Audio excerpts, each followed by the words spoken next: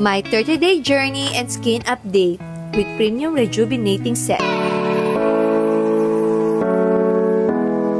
In this video, sharing my skin update to you while using this rejuvenating set na super mild talaga siya mga mamshi ko.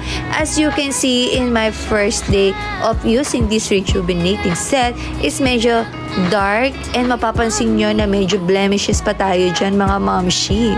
And alam niyo ba na kahit anong gawin ni Momshi, kahit i-everyday use ko talaga ang ating Hoshi Skincare Premium Rejuvenating Set is wala po itong pamamalat sa skin ni Momshi.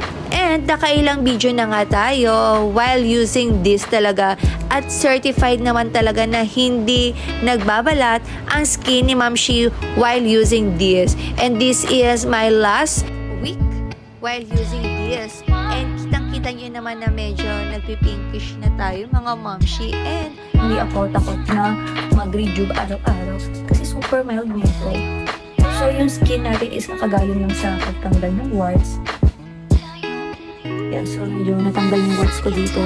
Tsaka dito sa paperson. So, pwede natin mag-rejuve.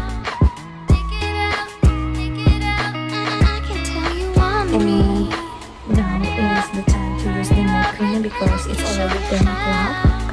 So, use the night cream here and here. Also.